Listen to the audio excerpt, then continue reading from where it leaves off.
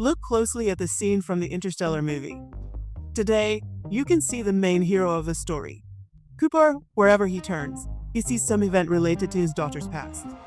In fact, in one scene, he is even able to see his own past version. But how?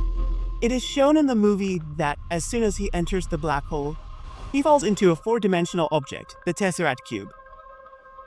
And because of this, just as Ram can travel back and forth, up and down in 3D space, in the same way he can also move back and forth in the Tesseract's fourth dimension, time dimension.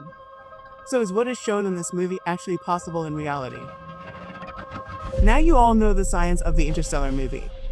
Until now, it has been accurately stated that it is based on real science. So by jumping into a 4D object, can we really control the fourth dimension?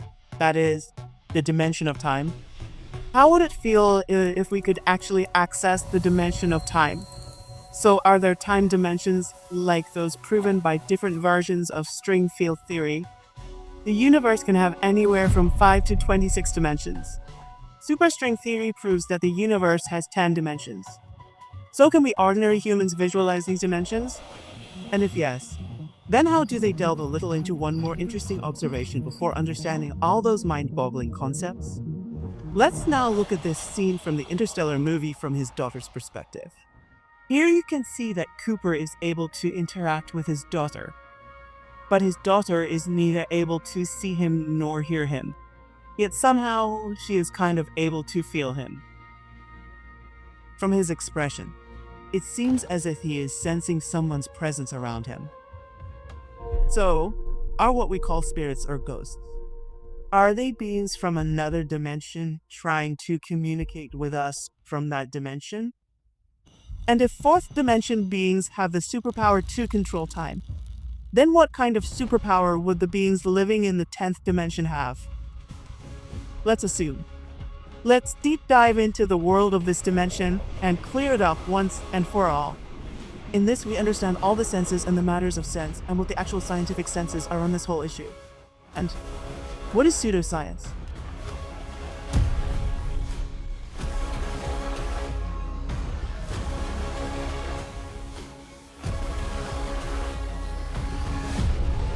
So well, friends, when I was studying these dimensions, I found out that there are many videos claiming that there are a total of 10 dimensions in the universe.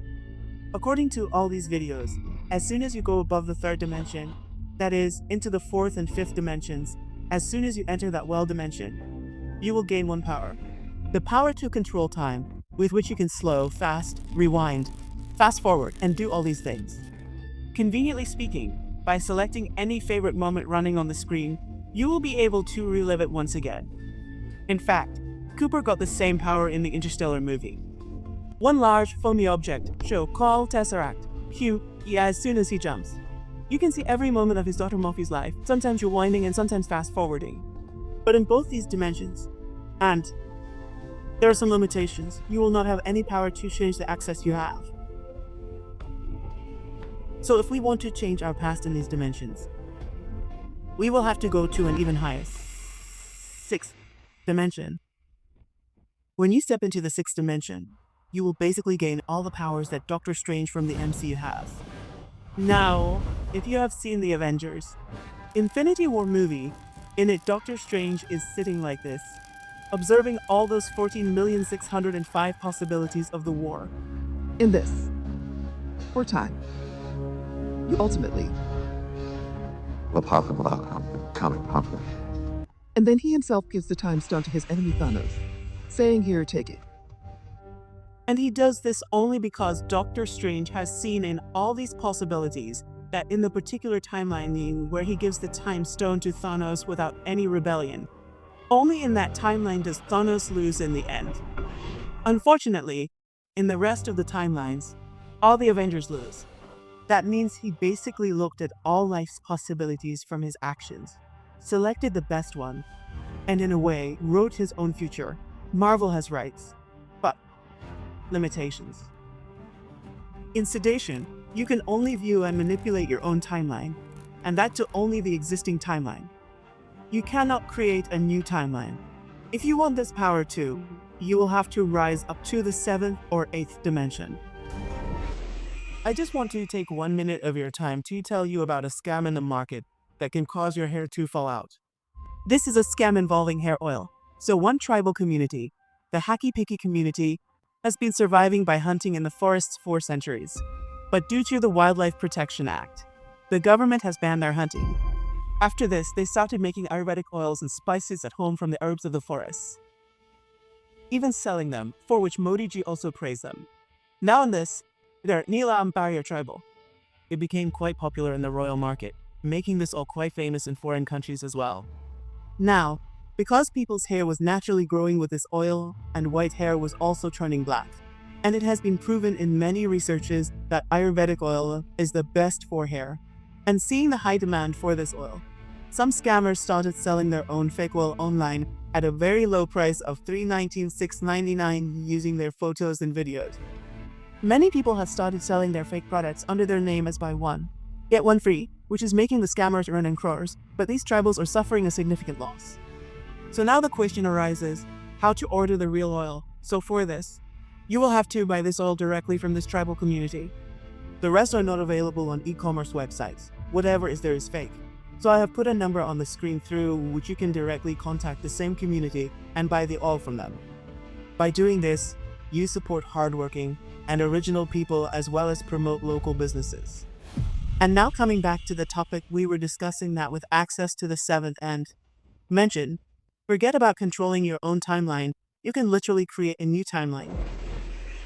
Now remember friends, so far I have only been telling you what online videos are saying about this matter.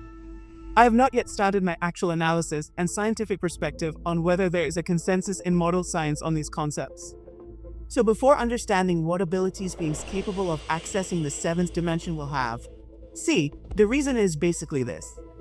According to the famous theory of American physicist Hugh Everett, whenever we face a choice in life, our timelines split into two parts. And if we look at it from a macro perspective, our timeline finally appears as a branch. Now, suppose this is your current timeline in which all your choices are present that you have ever made. So you can see that the common origin is one, which is your birth.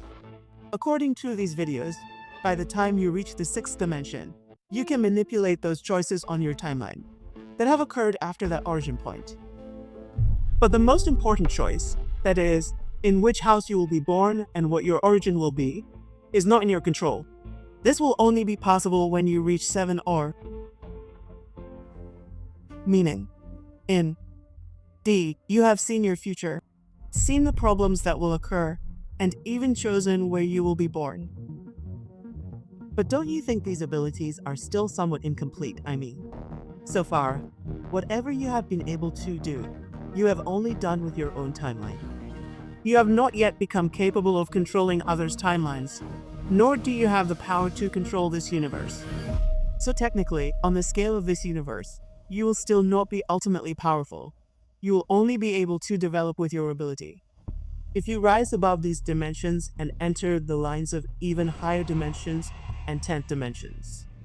Here, basically all the laws of physics, the entire multiverse, and the separate timelines of those countless multiverses. This will all be under your control. And as you climb the stairs of each dimension, your ability will keep upgrading, and finally, you will become the universe's most strongest and powerful being. But is this really true? To understand this, first let's see from a strictly scientific perspective what dimension actually means. And see.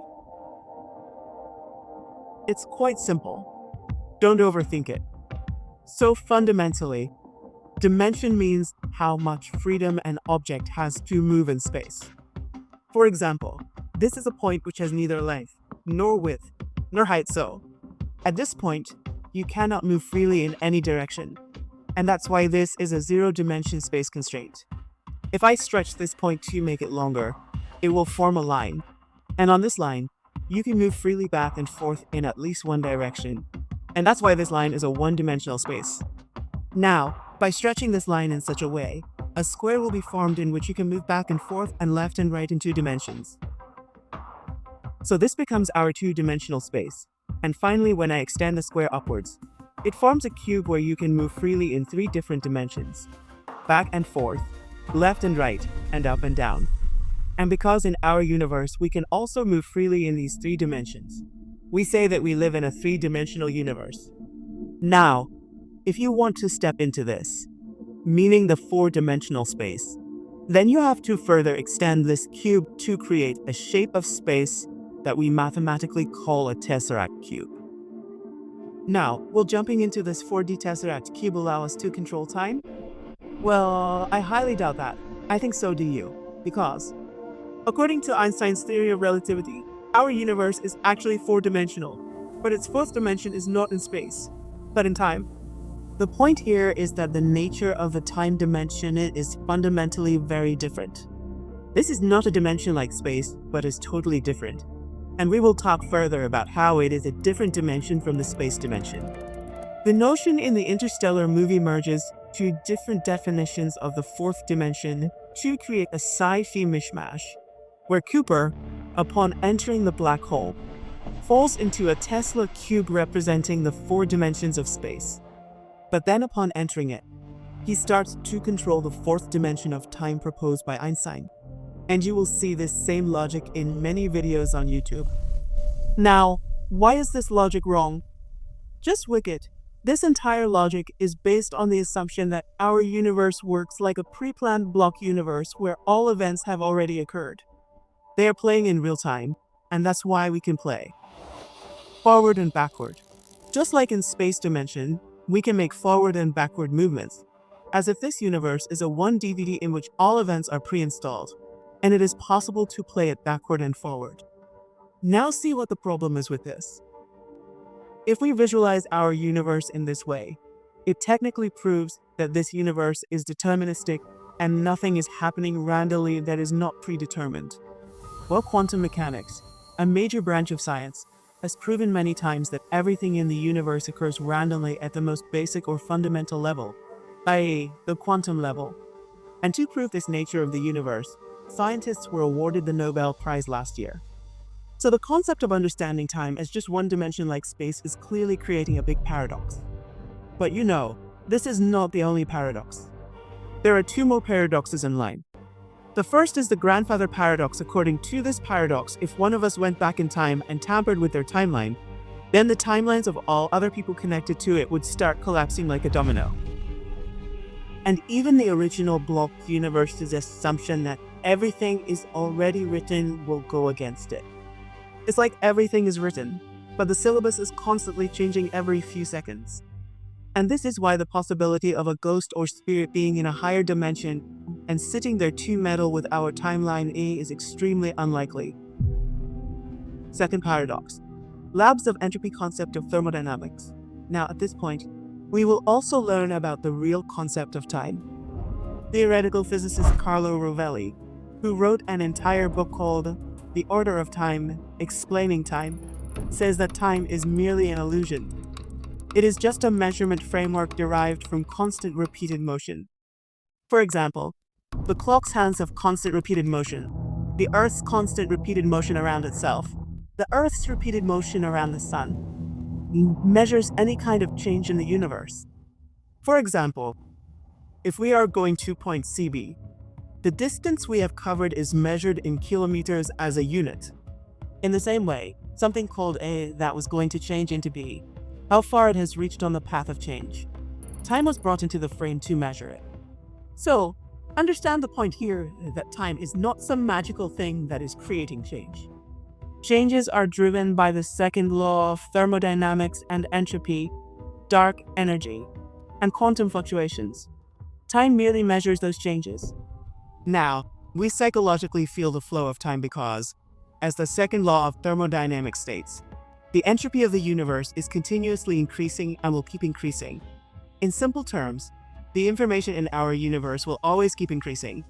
Like 13.7 billion years ago, everything in the universe was contained in a singularity point.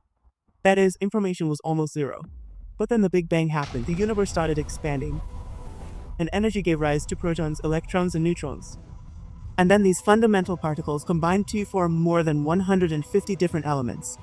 And finally, today we have come so far in time that these elements have created 7 planets, galaxies, solar systems, and even humans like us. In short, the randomness of the universe has continuously changed due to entropy. New information kept being added, and to measure this change, we created a framework.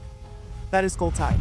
Now, according to the second law of thermodynamics, as we have learned, entropy in the universe will always keep increasing, meaning it will keep moving forward in only one direction. And hence, if we understand time as a space dimension, it would mean that reducing entropy significantly would become possible, which would clearly break the law of thermodynamics. And that's why it happened. 1 and 1 paradox, and the time dimension as shown in movies or fictional videos, is a wrong interpretation of time's real nature, true nature. Now hopefully you understand. So does this mean Einstein's framework is wrong? Einstein himself did not believe in the block universe framework. In fact, he used the framework of time and relativity. Einstein did not consider time to be a magical dimension just to measure relative motion, where one can move back and forth. He considered time to be an integrated dimension of space. One special dimension which, due to the special constant nature of light, integrates space so beautifully. In their framework of relativity. This is what the sci-fi industry blew their scientific theories out of proportion. And it started spreading rapidly in pop culture. Development so much more cool than actual boring reality. Now you see. I had to show you all this to attract you to. But in my experience, only new people get attracted like this. They are in and see the real science. So they enjoy knowing the real reality and true nature of the universe more than science fiction. That's the true fundamental nature of every human being, to fundamentally understand our world and our universe for what it actually is. Now, as for the rest of the dimensions, the situation is completely chaotic because the string theory that predicts these dimensions has at least 3 popular variations, and all 3 predict different numbers of dimensions. For example, superstring theory predicts 10 dimensions, M theory predicts 11 dimensions, and bosonic string theory predicts 26 dimensions. If we talk about the Kaluza-Klein precursor theory, it mentions 5 dimensions, and ultimately, these are just mathematical frameworks where dimensions have been added to balance their equations. Basically, we are shooting in the dark. Our goal is to be as accurate as possible even in the darkness. To better understand this mix of different dimensions, you need to understand why the string field theory was created in the first place. In the 1960s, scientists were trying to understand how quarks hold themselves inside protons and neutrons. Then they tested several mathematical models that could justify the behavior of protons, neutrons, and the quarks present within them. In this process, among all those mathematical calculations, there was one calculation that was able to justify the behavior of these quantum particles to a considerable extent. However, for these particles to exhibit such behavior on this also side, they must exist not as gold spheres, but as vibrating strings. Or like when we play the strings of a guitar, the vibrations in them are the individual particles. And this section is the source of the strong nuclear force that holds these particles together. So according to string theory, the entire atom is a bunch of vibrating strings. So where does the dimension-related headache come in this? So originally when this theory was created, scientists thought of trying to explain the nuclear force along with the other forces in a combined way. Anyway, we are looking for a groom for the theory of everything. A theory that can connect classical physics, which works on large objects, and quantum physics, which works on small objects. Now, where did the problem arise here? And what happened was that string theory's calculations for the remaining 3 forces, strong nuclear force, weak nuclear force, and electromagnetic force, they were able to explain these. But in the case of gravitational force, classical and quantum physics were only connecting when it was assumed in those calculations that these strings vibrate in more than 3 dimensions. And that's where the confusion of 5, 10, 11, and 26 came in, along with all the associated speculations. In short, string theory only predicts the existence of multiple dimensions. They are still very, very far behind in understanding how those dimensions will be and how the laws of physics will work in them. Because the dimensions mentioned in the calculation are pocket dimensions smaller than quarks, meaning if you wave your hand like this, it might be that the items in your hand The empty space inside them is currently passing through these pocket dimensions. The basic point is that it is absolutely possible that you are continuously traveling across those dimensions while watching this video, and you don't even realize it. Or it could be absolutely like that. It is possible that in the future, the entire framework of string field theory will be destroyed because a better theory will emerge that can provide us with accurate answers without weird dimensional predictions. So what do you think? Do these extra dimensions actually exist? If you've watched the video so far, write your answer in the comments below, so I can also know if you really understand the concept. Well, with time, I think our understanding of these dimensions will become even more polished, especially when we have a technology that goes beyond the quantum level. The smaller size of the brand, meaning things the size of Planck length, can be visualized. Trust me, this is a hell of a task because the Planck length is so small that if we made an electron as big as the Earth, then in front of it, the Planck length would literally be the size of an atom. One item is the size of it. In fact, why is the visualization of Planck length and physics so important? I have already made a detailed video on this entire issue, which you can check out by clicking on the I button here.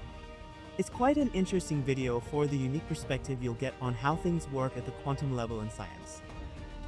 If you learned anything new from this video, make sure to give it a like and subscribe to the channel because such interesting and knowledgeable videos will keep coming here. So see you soon. Take care. Jai.